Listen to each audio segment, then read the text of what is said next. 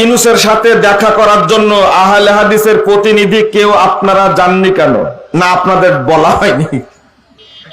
সব আলেমদেরকে, যারা ইসলামী সংগঠনের দায়িত্বশীল, তাদেরকে ডাকছিল। আহলে হাদিসরা কেউ যায়নি, তাই না? আহলে হাদিসরা কেউ যায়নি, আমি জানি না। আহলে হাদিসদেরকে ডাকা হয়েছিল কি? আহলে হাদিস কোন প্রতিনিধিকে ডাকা হয়েছিল?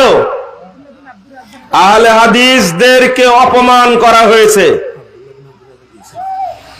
আহলে হাদিসদেরকে অপমান করা হয়েছে।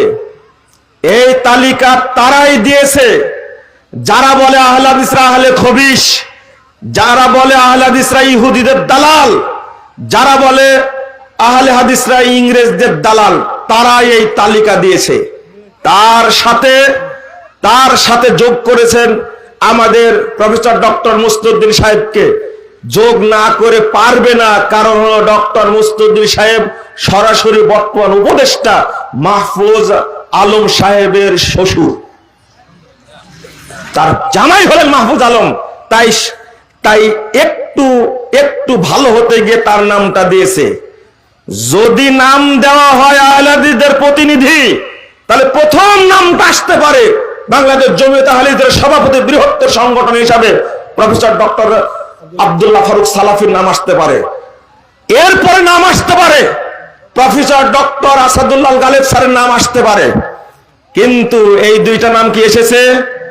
আমি শুনলাম ডক্টর মুস্তাউদ্দিন সাহেবের কাছ থেকে যে তাকে ফোন দেওয়া হয়েছিল, তিনি বলেছেন আমি আহলে হাদিসদের প্রতিনিধি না, প্রতিনিধি বৃহত্তর সংগঠনের একজন হলে ডাক দেন প্রফেসর ডক্টর আব্দুল্লাহ ফারুক সালাফিকে, দুইজন হলে ডাক দেন প্রফেসর ডক্টর আসাদুল্লাহ গালেব সাহেবকে ডাক দেন। তিনি বলেছেন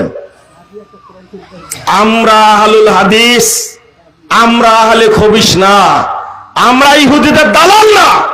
এই জন্যই তো বলে তোমরা মুখ পুরা বান্দর। আহলে হাদিসদের ব্যাপারে ডক্টর ইউনূস সাহেবকে, তার উপদেষ্টা মণ্ডলীকে ভুল তথ্য দেওয়া হয়েছে। যারা আহলে হাদিস বলার সাহস রাখে না, আমি মনে করি তোমরা আহলে হাদিস পরিচয় দিও না ভাই। আহলে হাদিসদেরকে গালিগালাজ করো না, আহলে হাদিসের অপমান করো না। মনে রেখো, আহলে হাদিসদেরকে নিয়ে যে খেলাটা খেলানো হচ্ছে, আমাকেও বলা হয়েছিল, আমিও বলেছি প্রফেসর দুইজন হলে প্রফেসর ডক্টর আব্দুল্লাহ ফারুক সাহেবকে আপনি ফোন দেন, আর আরেকজনকে ফোন দেন প্রফেসর ডক্টর আসাদুল্লাহ গালেব সাহেবকে ফোন দেন। আমি বলতে পেরেছি, আমি বলেছি, কিন্তু আসলে আহলে হাদিসদেরকে ডাকাই হয়নি। যারা আহলে হাদিসদেরকে বলে আহলে খবিশ, যারা আহলে হাদিস পরিচয় দিতে চায় না, যারা সালাফি পরিচয় দিতে চায় না, যারা মুতাসাল্লিফ, এই সমস্ত মুখ পোড়া শয়তানগুলো তালিকাটা দিয়েছে। কথা কি বুঝতে পারলেন? ওই দাওয়াতে আমাদের যাওয়ার দরকার নাই। আহলে হাদিসরা গেলে আহলে হাদিস পরিচয় দিয়েই যাবে।